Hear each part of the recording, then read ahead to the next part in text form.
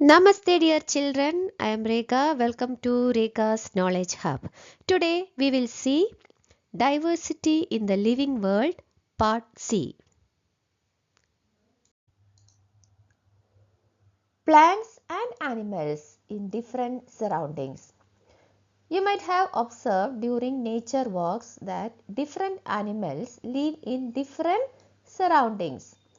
So you have observed that different animals they live in different surroundings. You have also recorded movement of animals in table 2.5. Does the movement of these animals depend upon their surroundings? That we can check. Let us consider fish and goats as examples. Fish live in water. Then what about their body? They have streamlined bodies and fins for movement in water. See, you have a picture of fish. This fish swims in water with the help of fins. You can see fins here. This streamlined body helps fish move efficiently through water. So they use their streamlined bodies and fins for movement in water. Then what about goats? A goat walks on ground with the help of legs. See, goats they live in grassy areas and move with the help of legs. The goats they usually live in grassy areas and they move with the help of legs. They have 4 legs. The sizes and shapes of animals also differ from one another, that we know. Let us compare and analyze. Look at table 2.6. Recreate a similar table on the blackboard. List the names of plants and animals you or your classmates have observed in these regions or already know about. A few examples are given, you can add more. See this table, you can see animals and plants found in different surroundings. In the desert, you can see camel, cactus, etc. On mountains, you can see deodar tree, pine tree, then spruce, fir, etc.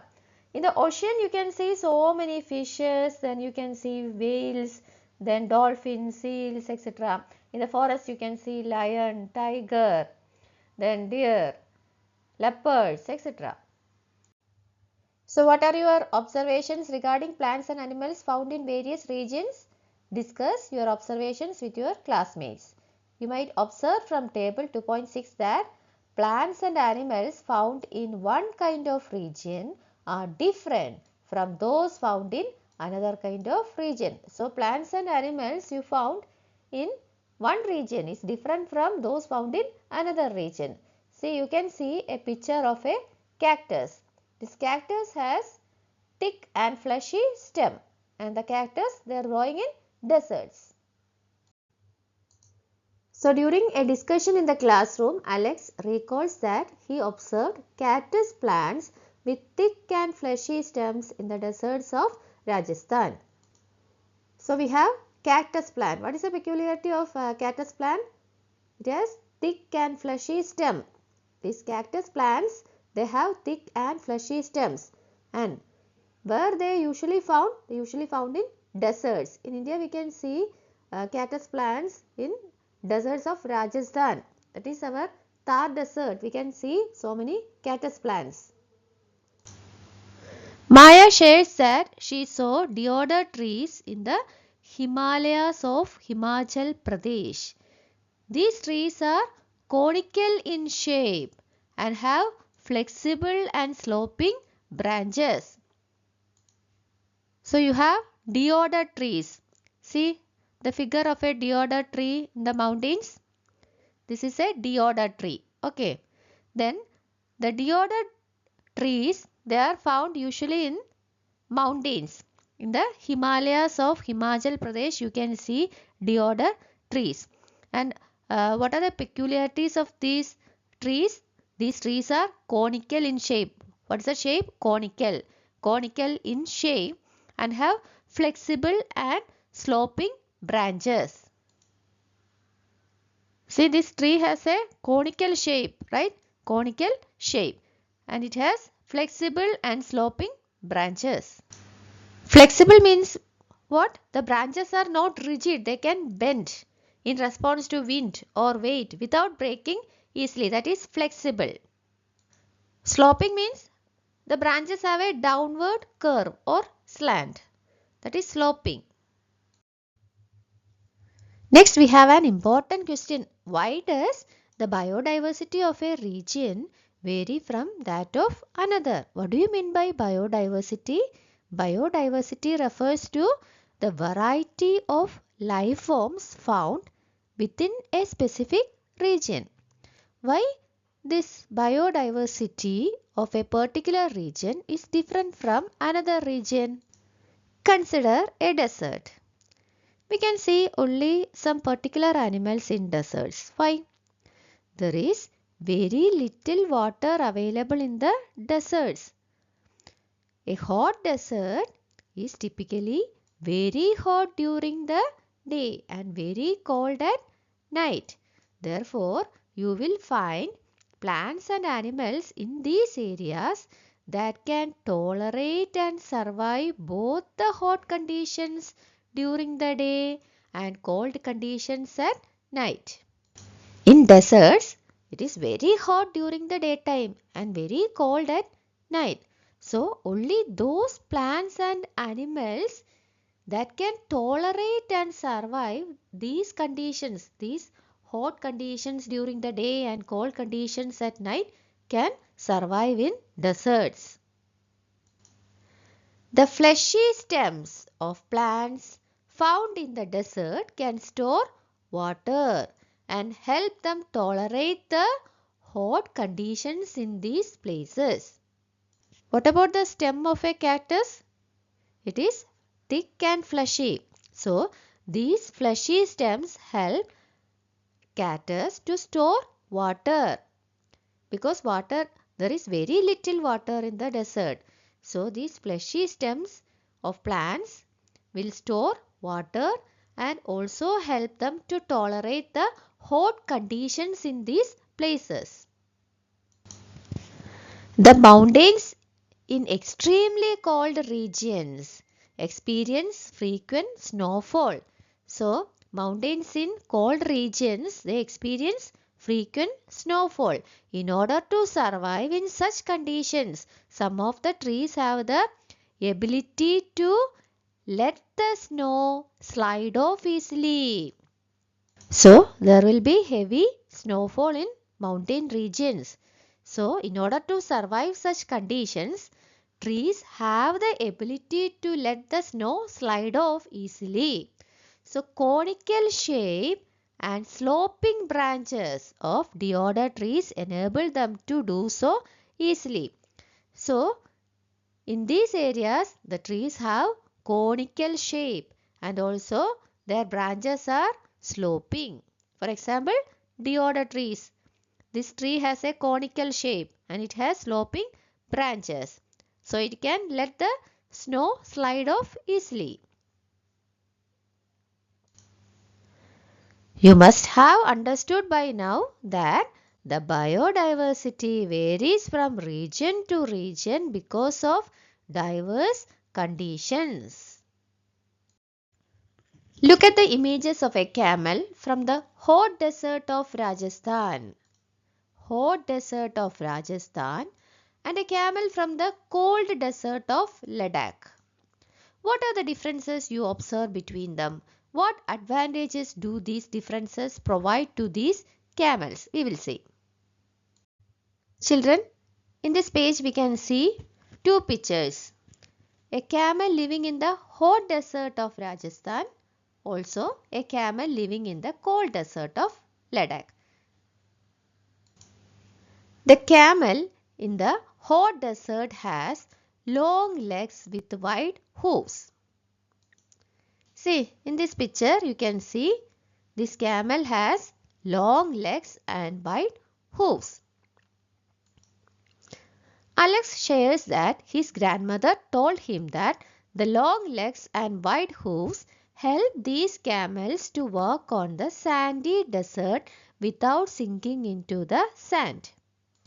So, why the camels in hot deserts have long legs with wide hooves? Because these long legs and wide hooves help them to walk on the sandy desert without sinking into the sand. They can walk easily on sand. On the other hand, the height and legs of camels in a cold desert are comparatively shorter than those found in a hot desert. These short legs allow them to walk easily in mountainous regions. See in this picture, the camel living in the cold desert, it has short legs. So, these legs will help to walk easily in mountainous regions. So, long legs with wide hooves of the camel in the hot desert help them to walk on the sandy desert without sinking into the sand. Similarly, the short legs of the camel living in the cold desert allow it to walk easily in mountainous regions. In deserts, food is not available easily, isn't it? Food is not available easily in deserts. So, camels store food in their humps. Where camels store their food? In their humps. Then what about camels in hot deserts and cold deserts? Camels in the hot desert have one hump each that helps them to survive during the scarcity of food. So camels in hot desert, they have only one hump.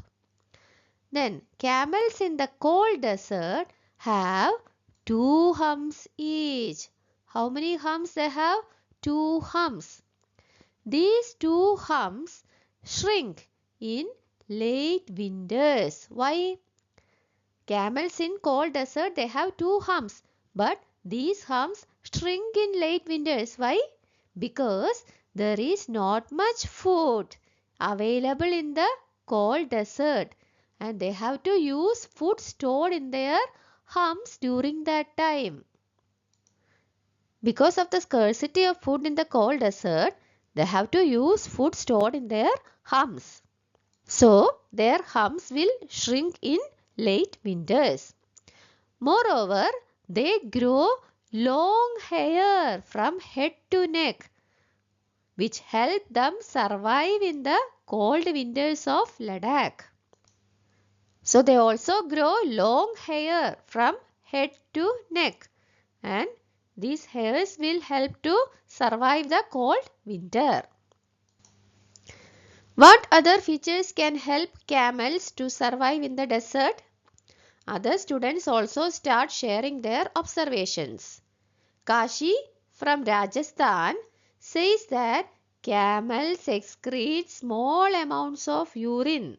Their dung is dry and they do not sweat. Also, the camels living in hot desert, they excrete small amounts of urine. Their dung is also dry. They do not sweat. As camels do not lose much water from their bodies, they can survive for many days without drinking water.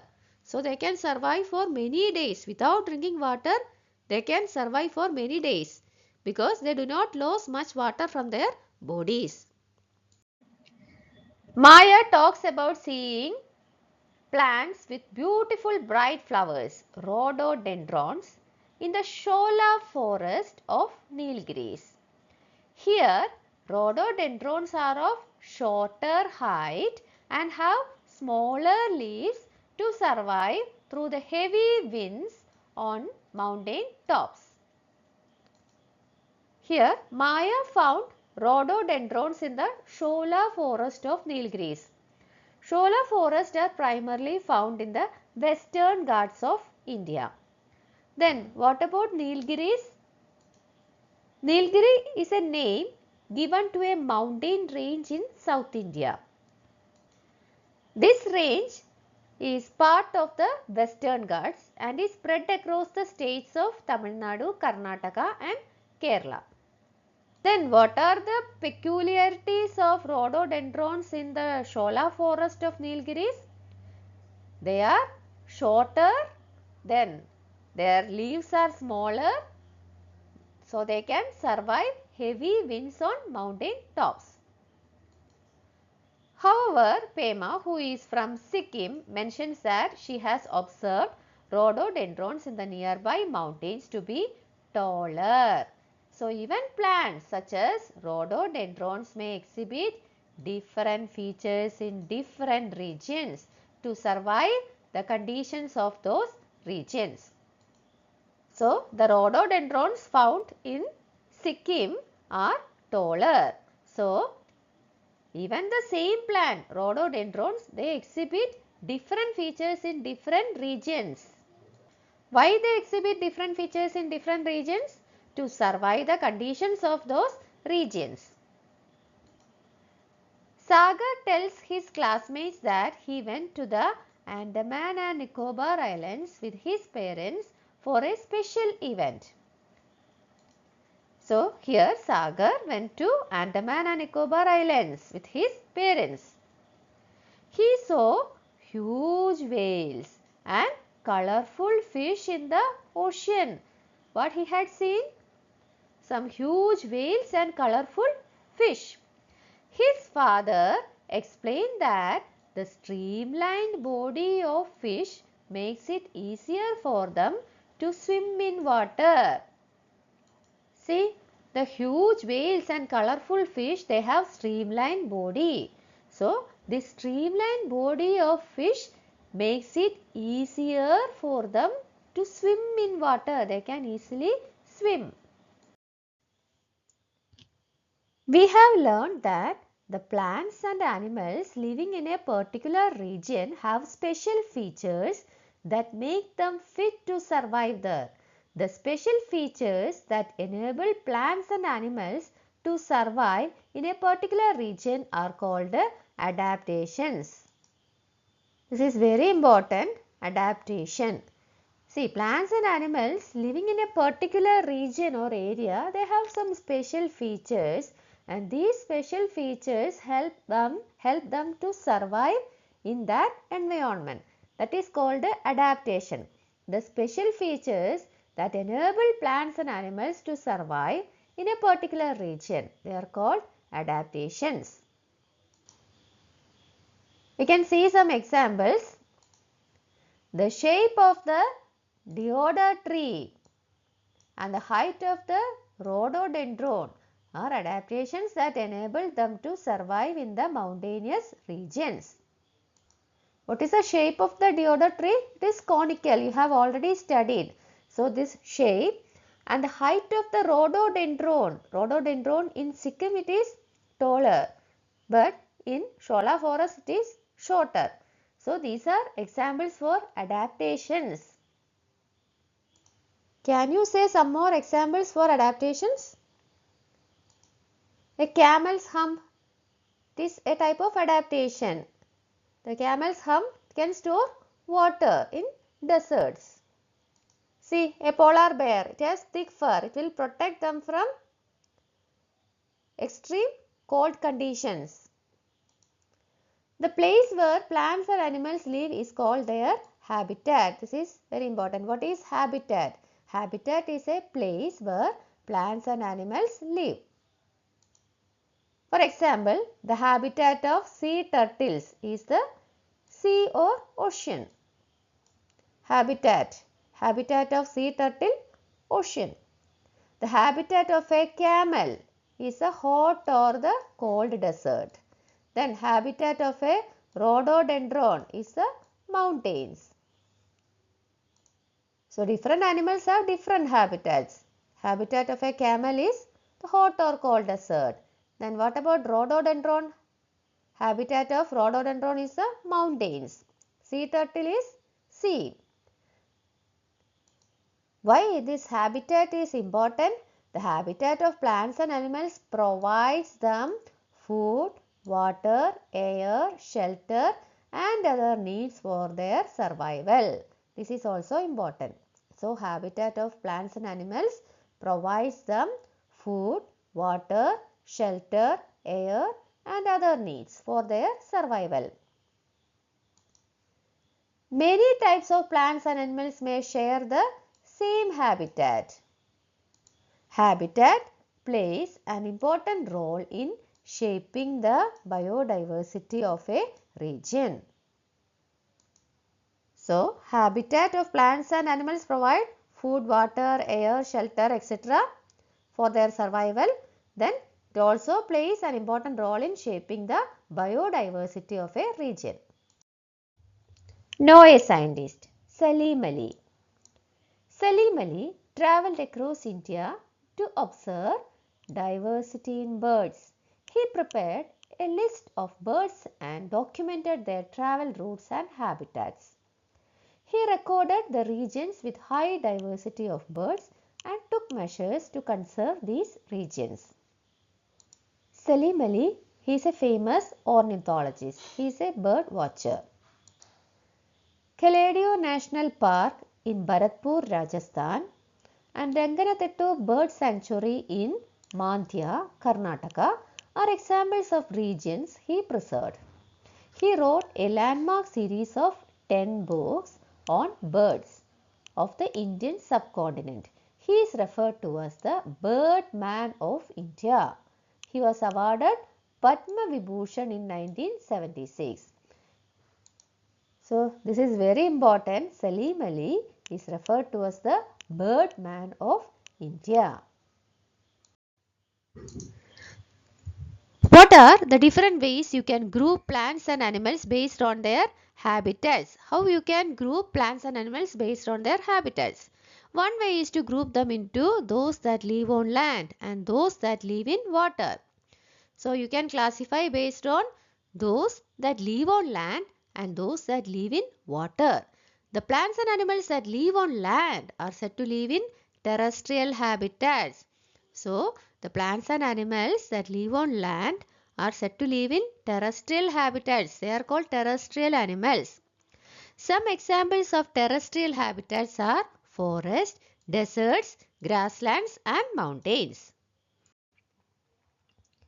The plants and animals that live in water are said to live in aquatic habitats. So, you have terrestrial habitats, now you have aquatic habitats. The plants and animals that live in water, they are said to live in aquatic habitats. And these animals are called aquatic animals. Which are the aquatic animals? Fish, then whales, dolphins, seals, sea turtles, etc. Some examples of aquatic habitats are ponds, lakes, rivers and oceans. They are examples of aquatic habitats. Some animals such as frogs can live in water as well as on land. These are called amphibians. They can live both in water and on land. They are called amphibians. What would happen if the habitat of a plant or an animal is damaged? What would happen if a goat does not get grass to eat? Can a fish survive without water?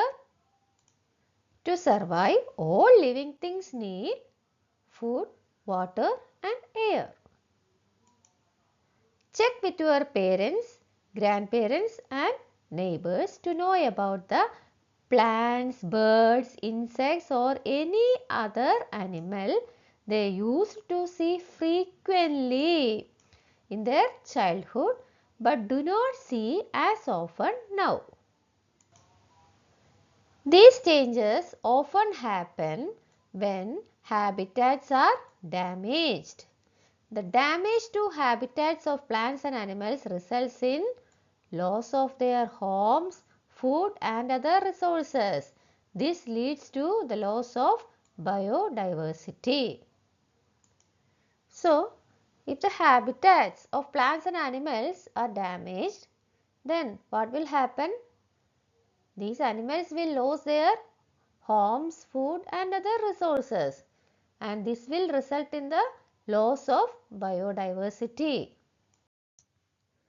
The populations of the Bengal tiger, cheetah and great Indian bustard have declined in India due to loss of natural habitats caused by human activities. See, you have given pictures of Bengal tiger, then cheetah, great Indian bustard. So the populations of Bengal tiger, cheetah and great Indian bustard have declined in India. Why? Due to loss of natural habitats caused by human activities.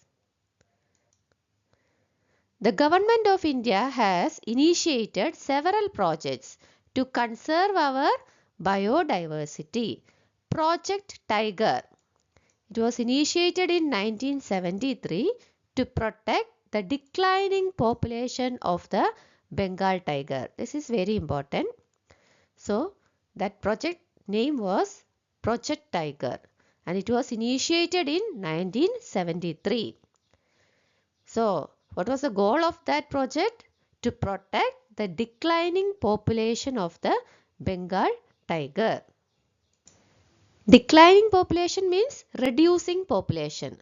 So, in order to protect our Bengal tigers, Project Tiger was initiated in 1973. The cheetah reintroduction project was initiated in 2022 to restore the population of the cheetah. So, to restore the population of cheetah, which project was initiated? Cheetah reintroduction project. In which year? 2022. Similarly, habitats of great Indian bustards have been declared as protected areas in the states of Gujarat, Rajasthan and Maharashtra. So similarly, habitats of great Indian bustards have been declared as protected areas. In which of the states? Gujarat, Rajasthan and Maharashtra. Traditionally protected forest, sacred groves. Sacred groves are undisturbed patches of forest. Undisturbed patches of forest are areas that have remained largely untouched by human activities. These areas are untouched by human activities. Their sizes may vary from quite small to very large. Some are very large, some are very small. Sacred groves are found all over India. They are home to different kinds of plants and animals, including numerous medicinal plants. So we can see many plants and animals in sacred groves, including many medicinal plants.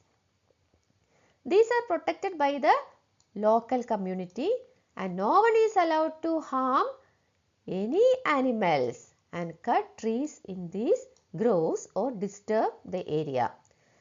So, these undisturbed patches of forest, they are protected by local community and no one is allowed to harm any animals in this area. Also, cutting of trees is not allowed.